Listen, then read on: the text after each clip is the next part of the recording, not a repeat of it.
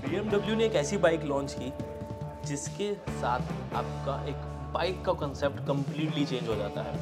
एक बाइक दिखती कैसी है, एक बाइक चलने में कैसी है, एक बाइक कितनी ज़्यादा पावरफुल हो सकती है, इन सबका कंसेप्ट चेंज करने के लिए BMW CE02 लॉन्च कर दी गई है। और आज की इस वीडियो में उसको अच्छे से एक्सप्लेन करेंगे बिकॉज हमने तैयारी की, उसको चलाया और गुड़गांव की सड़कों पे, थोड़ा सा सिटी पे, थोड़ा सा हाईवे पे हमने इसको चलाकर समझा तो बहुत सारी चीज़ें क्लैरिटी हुई कि एक बाइक कितनी ज़्यादा डिफरेंट हो सकती है। सबसे पहले इस बाइक की सबसे ज़्यादा खास बात, ये चलाने में आसान बहुत है। चाहे सिटी का ट्रैफिक हो, चाहे हाईवेज़ हो, आपके लिए बहुत ज़्यादा इजी हो जाता है इस व्हीकल को चलाना। इस इलेक्ट्रिक बाइक को चलाने के बेनिफिट्स ईजिली निकल जाते हो, थकने वाले नहीं हो। राइडिंग पोजीशन चाहे अच्छी हो, शोल्डर पे कोई प्रेशर नहीं पड़ता बिकॉज आपकी सीट हाइट कम है, आप ज़्यादा स्पोर्ट्स बाइक के तरीके से नहीं बैठ रहे हो, तो आपको एक कंफर्टेबल राइडिंग पोजीशन भी मिल जाती है। और उसके साथ साथ मैनूवर करना काफ़ी ईजी है, ओवरटेक करना उससे भी ज़्यादा ईजी बिकॉज इस बाइक की सबसे ज़्यादा खास बात है इसकी ओवरऑल टॉर्क। 55 Nm का टॉर्क यहाँ पर मिल जाता है। आप मेरे को ये बताओ कि 500 सीसी तक की अगर हम भी कोई बाइक देखते हैं तो उसमें 55 Nm का टॉर्क आपको कहीं देखने को नहीं मिलता। और ये टॉर्क इलेक्ट्रिक के साथ है तो इंस्टेंटली मिल जाता है 0 RPM से बेसिकली। तो जैसे ही आप एक्सप्लोरेट करने की कोशिश करते हो, बाइक भागती है। और इसके सबसे बड़ी एडवांटेज यही है कि इसको चलाना सिटी में ईजी होने के साथ साथ एक शो ऑफ वाला सिंबल भी हो जाता है because I am driving the BMW CE02। अब बारी आती है विजिबिलिटी की। ओवरऑल अगर आप देखेंगे तो मिरर्स की visibility is good, above average आराम से मैं कह सकता हूँ, बट आई स्टिल फील थोड़ी सी और बेटर हो सकती थी। हालांकि quality and fit and finish is absolutely amazing. Okay, suspension wise भी आपको कंफर्टेबल पूरी राइड मिलने वाली है। टेलीस्कोपिक में आपको हाइड्रोलिक डैम्पनिंग ऑप्शन भी मिल जाती है जिसकी वजह से बिल्कुल भी कोई झटके या कोई आवाज़ भी नहीं आती और आपके लिए चलाना बहुत ज़्यादा ईजी हो जाता है। फ्रंट की सस्पेंशन जितनी अच्छी है उतनी ही रियर की सस्पेंशन भी अच्छी है। ओवरऑल वेट डिस्ट्रीब्यूशन मैनेजमेंट बहुत अच्छे तरीके से की गई और उसी के पैसे हैं। ये सारी रिसर्च एंड डेवलपमेंट के ही तो पैसे लगने हैं। BMW एक सस्ती चीज़ नहीं निकाल सकता बिकॉज क्वालिटी देना बहुत इंपॉर्टेंट हो जाता है, चाहे वो मटीरियल क्वालिटी हो, चाहे वो राइडिंग क्वालिटी हो। वो आपका एक्सपीरियंस अच्छा बनाने के लिए they had to price this much. But anyways, आगे बढ़ते हुए क्लस्टर छोटा लग रहा है मुझे, थोड़ा सा बड़ा और हो सकता था, और इन्फॉर्मेशन यहाँ मिल सकती थी बिकॉज इन्फॉर्मेशन की कमी महसूस होती है, कम है इन्फॉर्मेशन यहाँ पर। फ़ोन की कनेक्टिविटी के साथ साथ थोड़ी सी और चीज़ें होती तो और अच्छा लगता। फ़ोन के साथ कनेक्टेड एप्लीकेशंस हैं लेकिन डिस्प्ले पे और ऑप्शंस आती तो एक अच्छी ऑप्शन हो जाती और ज़्यादा ईजी हो जाता इस व्हीकल को ओवरऑल राइड करना। अब रात में तो चला नहीं रहे तो लाइट की परफॉर्मेंस बता नहीं सकता, लेकिन BMW पे एक भरोसा है कि लाइट्स तो बढ़िया होंगी ही। ब्रेकिंग बहुत इंपॉर्टेंट है, फ्रंट रियर दोनों में आपको डिस्क मिल जाती है। फ्रंट में तो आपको ABS में मिलता है, क्या बताऊँ ब्रेक में क्या बाइट है आपको ना। मतलब आप जब एक टू व्हीलर चलाते हो ना, आपको इतनी अच्छी ब्रेक की आदत होती ही नहीं है। तो एक अच्छी ब्रेक की आदत डालने के लिए इस बाइक को एक्सपीरियंस ज़रूर करें। लेकिन वही बात आ जाती है ना, प्राइस। आई नो मैं बार बार बोल रहा हूँ, बट इंडिया में जिस तरह की हमारी मेंटेलिटी है या जिस तरह की हमारा ड्राइविंग रूटीन है, ये बाइक हमारे लिए नहीं है, ये मेरा मानना है। उतनी सेंस नहीं बन पा रही इंडियन मार्केट में इस बाइक का आना, और यही रीज़न होने वाला है कि ज़्यादा सेल भी नहीं होने वाली। बहुत ही लिमिटेड लोगों को पसंद आएगी, शौक के लिए कोई परचेज़ करना चाहेगा तो कर लेगा। जब ये वीडियो आप देख रहे हो इसकी प्राइस आ चुकी है तो यहाँ पर मैं प्राइस आपके लिए लगा देता हूँ। अब एक इलेक्ट्रिक व्हीकल है तो रेंज की बात कैसे ना हो। iCAT यानी कि प्रॉपर टेस्टिंग के बाद 108 किलोमीटर्स की रेंज मिलती है आपको इस व्हीकल में। आई नो थोड़ी कम लगती है लेकिन फिर चार्जिंग स्पीड भी तो ज़्यादा है बिकॉज बैटरी छोटी है। एक्चुअली बैटरी देखेंगे तो 1.94 किलोवाट आवर की बैटरी एक है, यहाँ पर दो बैटरीज आपको मिलती हैं। दो इसलिए ताकि चार्जिंग भी फास्ट हो सके और रिपेयरेबिलिटी पे भी इजी रहे, रिप्लेस करनी हो तो उसकी ऑप्शन भी बहुत ईजिली रहे क्योंकि ये रिमूवेबल है। अब ये जो बैटरी है कंबाइंड हो जाती है 3.92 किलोवाट की, यानी कि 108 की रेंज प्रोवाइड कर पाते हैं और चार्ज होने में सिर्फ और सिर्फ कुछ मिनट लेते हैं।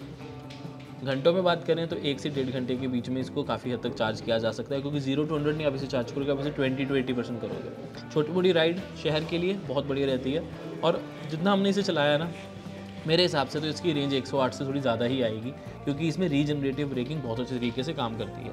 यूजुअली हमने कार्स में देखी है अच्छे तरीके से काम करते हुए, जैसे हमने MG विंडसर अभी चलाई थी, लेकिन अगर हम इसको भी देखते हैं BMW CE02 को, तो इसमें भी रीजनरेटिव ब्रेकिंग काफ़ी अच्छे तरीके से काम कर रही है।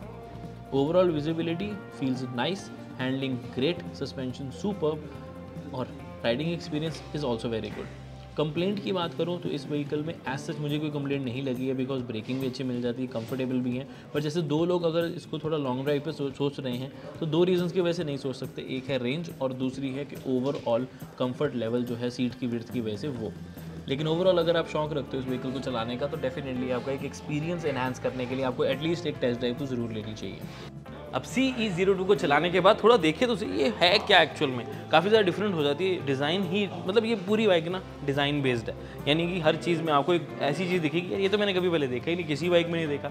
चाहे इसके ओवरऑल डिज़ाइनिंग एलिमेंट, चाहे इसके ये डिस्क वाले व्हील्स आपको जो है वो मिल जाते हैं, और ओवरऑल टायर सेक्शन की बात भी करते हैं तो काफ़ी ज़्यादा यूनिक देखने को मिलेंगे। इवन इसके 37 mm के आपको गोल्डन प्लेटेड जो है आपको देखने को मिल जाते हैं। एक ओवरऑल डिज़ाइन अच्छा लगता है। ये टेलीस्कोपिक फोक अच्छी चीज़ पता क्या है, हाइड्रोलिकली डैम्पन्ड है। उसका बेनिफिट क्या मिल जाता है कि आपको ऐसे जब होती है यानी कि टायर को प्रेशर पड़ता है तब तो कंफर्ट प्रोवाइड करती है, जब ये रिट्रैक्ट भी करता है तब भी आपको कोई झटका नहीं महसूस होने वाला और कंफर्टेबल पूरी लगने वाली। सी ये छोटी छोटी चीज़ें होती हैं जो इसको BMW बनाती है।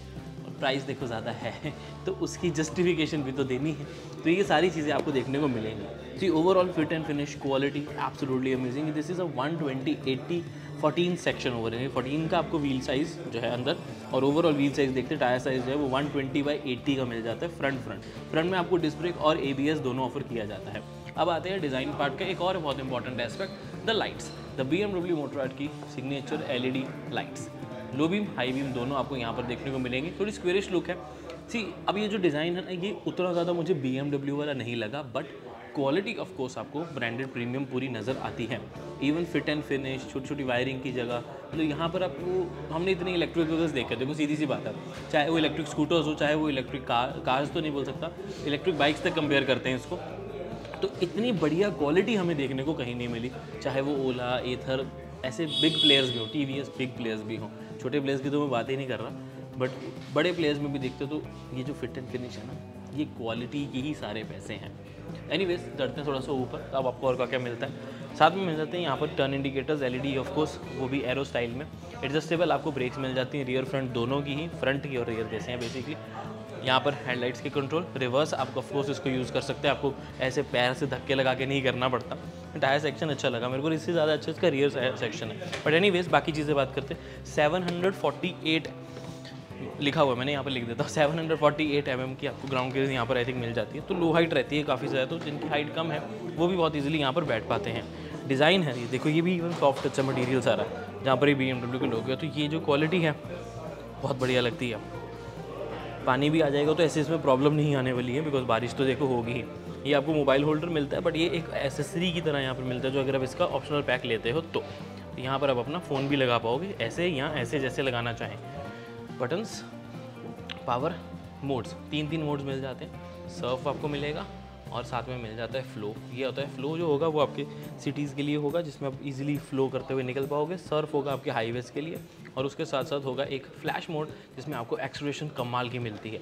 अब एक्सेलरेशन की बात स्पेसिफिकली हो रही तो मैंने राइड रिव्यू में जैसे बताया, but still 0 to 50 in only 3 seconds, और भागती है लिटरली। तो उसको चलाने में फन टू ड्राइव एलिमेंट पूरा आता है। बाकी स्टार्ट करने के लिए ऑप्शन, अनलॉक करने के लिए यहाँ पर साथ में छोटी सी डिस्प्ले, जहाँ पर ऑलमोस्ट आपकी सारी इन्फॉर्मेशन जो है वो आ जाती है। अभी तो कीज़ नहीं है हमारे पास, मतलब दूसरे वाले की तो मैं GoPro फुटेज में लगा देता हूँ। उसके अलावा आपको यहाँ पर इंडिकेटर्स ऑन, नेविगेशन ये ऐसा फ़ोन को नेविगेट कर पाएंगे, और स्क्रीन पे तो ऐसे नेविगेशन की ज़्यादा ऑप्शन है नहीं, तो रिवर्स का यहाँ पर एडजस्टेबल आपको ब्रेक्स मिल जाती हैं, तो उसका बेनिफिट ज़रूर मिलेगा।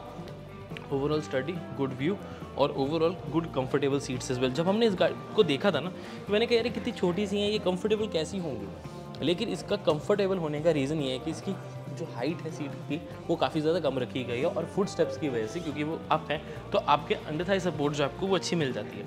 नॉर्मली हम किसी स्कूटर में बैठते हैं तो ऐसे बैठते हैं, मतलब यहाँ पर उसका पैर आता है, लेकिन अब आपकी सीट हाइट कम है तो आपका पैर यहाँ आ रहा है, तो ये मेरे को बहुत ही अच्छा कंफर्ट यहाँ पर भी मिल जाता है। तो अंडर थाई सपोर्ट को कंफर्ट देने के लिए ये वाली ऑप्शन है, और वैसे बैक को सपोर्ट देने के लिए सीट की मिल जाती है। बहुत ज़्यादा विड्थ नहीं है एज़ कम्पेयर टू कुछ व्हीकल्स, बट सरप्राइजिंगली अच्छी है।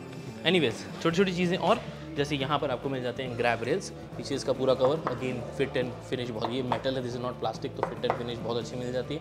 इधर भी आपको एरो शाइप में इंडिकेटर्स मिलेंगे, ब्रेक लाइट इस तरफ मिल जाएगी, और ये है सेक्शन कमाल का 140 का, तो ये बहुत बड़ी चीज़ हो जाती है कि ऐसा आपको सेक्शन यूजुअली बाइक्स में ही देखने को मिलता है। ठीक है, ओवरऑल यहाँ पर भी डिस्क डिज़ाइन मिलता है आपको। डिस्क ब्रेक है, ABS नहीं है, ध्यान रखना। उसके अलावा ये स्विंग आर्म यहाँ पर दिया गया। मैं आपको ऐसा करता हूँ दूसरे वाले के B-roll दिखाता हूँ कि इस साइड पे बेसिकली इसकी मोनोशॉक सस्पेंशन है। और ऐसा करो अविनाश, आप थोड़ा सीधे से आके दिखाने की कोशिश करो कि इसकी सस्पेंशन साइड पे है, सेंटर में नहीं है, ध्यान रखें इस चीज़ का। इवन जो इसका बेल्ट ड्रिवन सिस्टम है ये एल्यूमिनियम चैसी है, ठीक है, जो चैसी नहीं है, स्विंग आर्म है, तो उस वजह से यहाँ पर आपको स्टर्डीनेस और क्वालिटी बहुत अच्छी मिल जाती है। ये बेल्ट ड्रिवन हो जाती है, 2 बेल्ट्स हैं, एक यहाँ एक आगे की तरफ, ताकि सेंटर ऑफ ग्रेविटी को मेनटेन किया जाए। बेसिकली आगे आपको मिल जाती है इसकी मोटर से राइट साइड को इसकी एक बेल्ट आती है और उसको ज्वाइन करती है लेफ्ट वाली बेल्ट, रेदर देन फुल एक लंबी बेल्ट। तो वो कहीं ना कहीं अच्छा एक कॉम्बिनेशन भी प्रोवाइड करती है, क्योंकि उस बेल्ट के साइज़ भी थोड़ा सा डिफरेंट हो जाता है। उसकी वजह से सेंटर ऑफ ग्रेविटी कह सकते हो और हैंडलिंग बहुत बढ़िया हो जाएगी। बाकी फुट स्टेप्स हैं वो रिट्रैक्टिंग है, अपने आप रिट्रैक्ट होते हैं, फ्रंट एंड रियर दोनों के। साइड स्टैंड मिलेगा, डबल स्टैंड की ज़रूरत भी नहीं है और प्रोवाइड भी नहीं किया गया, but again fit and finish quality everything is superb. Charging speed एक बहुत अच्छा ऑप्शन रहता है। यूजुअली हम घंटों में बात करते हैं, आज मिनट्स में करेंगे, तो इन्होंने भी मिनट्स में प्रोवाइड किया। घंटों में उसको कर सकते हैं, बट अगर इन्होंने एग्जैक्ट मिनट्स में दिया तो वाई नॉट। तो यहाँ पर आपके लिए एक चार्ट लगा देता हूँ, आपको जानकर खुशी होगी कि 100 मिनट्स में इसको आप 20 to 80% चार्ज कर सकते हो। एक अच्छी चार्जिंग स्पीड हो जाती है। 100 मिनट्स, 1.5 घंटा, कुछ भी नहीं होता। अब ओवरऑल कंक्लूजन देखो, सीधी सी बात है, बाइक की डेफिनेशन तो BMW ने चेंज की है, चाहे वो अपनी CE04 के साथ हो, चाहे वो CE02 यानी कि इस व्हीकल के साथ हो। अल्टीमेटली कंक्लूजन यही है कि भाई प्राइस ही थोड़ी ज़्यादा लगती है, बट रिसर्च एंड डेवलपमेंट के पैसे आप सबसे लेने हैं और टैक्सेस वगैरह का भी फ़र्क तो देखो पड़ता ही है। डिफरेंट ज़रूर है चलाने में। तो मैं ये ज़रूर कहूँगा कि चाहे आप इसे परचेज़ करने का सोच रहे हो नहीं सोच रहे, ट्राई ज़रूर करें।